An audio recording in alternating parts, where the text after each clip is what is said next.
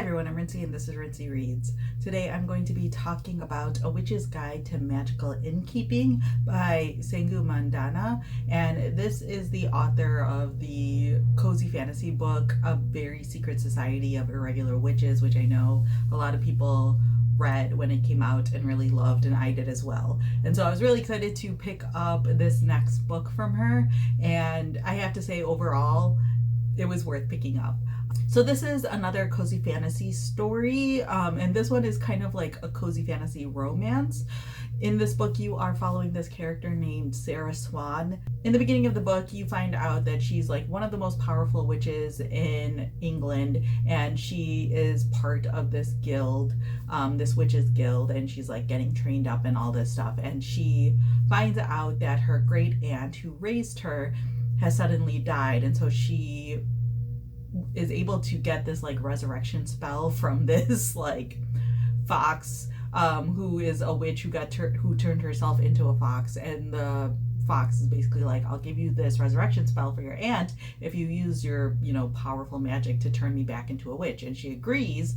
However, when she does this resurrection spell, it basically like damages her magic, and then the guild finds out about it and she's kicked out of the guild. This all happens in like the first chapter, so I'm not giving away anything major. And so because of all this, she ends up running this like enchanted inn with her great aunt. She's still friends with this fox, and she's trying to figure out how she can get her magic back.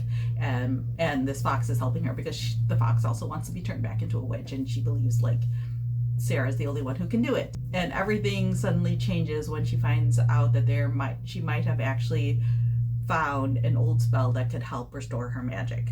And so that's basically like the foundation of this story. I did mention that it's also kind of a romance. You are following this other witch named Luke, who has a younger sister who is like special needs of some kind, potentially on the autism spectrum. They don't say it explicitly or anything along those lines. And so he's trying to figure out how to care for his little sister, who is also magical, but because of the way that she has a hard time like controlling her magic, or she doesn't understand that she's supposed to like use her magic only in certain situations, and like how she uses it and things like that. So she gets in a lot of trouble, and him and his younger sister end up staying at the inn for a period of time, while he's trying to figure out what exactly he's going to do with his sister, and how to best take care of her. This is kind of like the typical like grumpy guy, very resistant to befriending people sort of thing, with this like innkeeper who is trying to like get her magic back. And there's also like this quirky cast of characters who are all staying at the inn at the same time.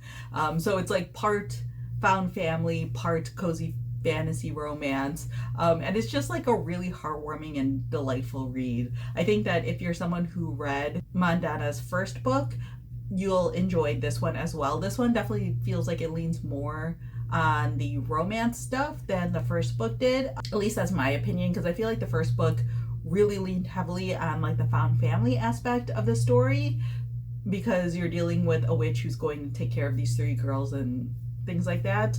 While on this side, it feels like the romance is much heavier, although like the found family aspect is still like a very strong part of like the B plot and things like that. And I do like that there is kind of like this separate plot line going on that's actually like a major part of the story of Sarah trying to get her magic back, because it's also kind of her own coming of age, even though she's older.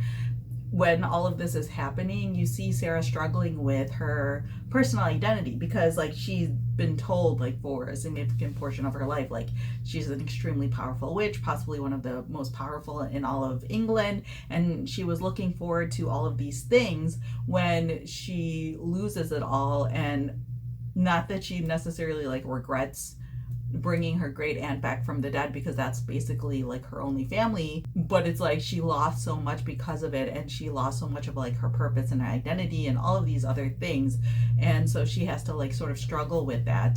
So I think for someone like me who does not read like a ton of romance novels, this was like a really good balance of like a romantic storyline along with other stuff going on in this world, and with these characters, so that it didn't feel too heavy in one direction or the other.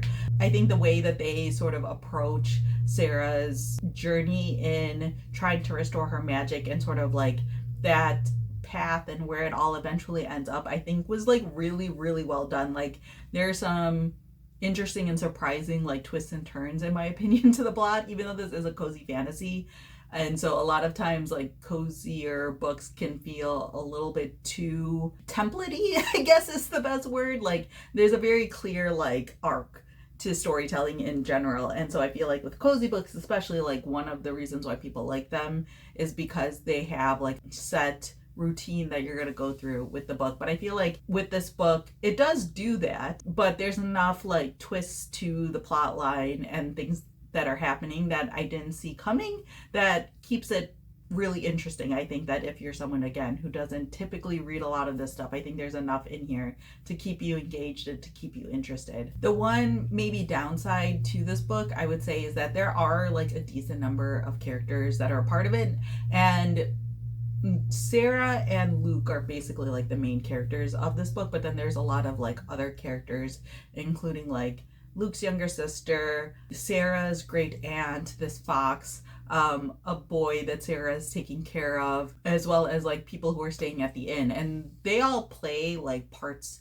in the main storyline, but they all have their own subplots as well. And so there's like this, fine balance of not pulling away too much from the main plot, but while also trying to flesh out these side characters. And so some of the side characters, like their plots, I felt like were handled better than others. Like I think it'd be pretty unusual for every side character to be developed perfectly, without this turning into like a massive novel. But I do feel like some of them were like, or maybe I should say some of them were more engaging than others. And so that very much feels like a your mileage may vary criticism, because I feel like depending on your own preferences and what you're interested in and all of these other things, you may like connect with characters that I did not necessarily connect with and things like that. And so it's one of those like nitpicky things that I would say that I'm criticizing about this book, but I feel like it's one of the few criticisms that I do have about this book, because overall I think that it's a really well done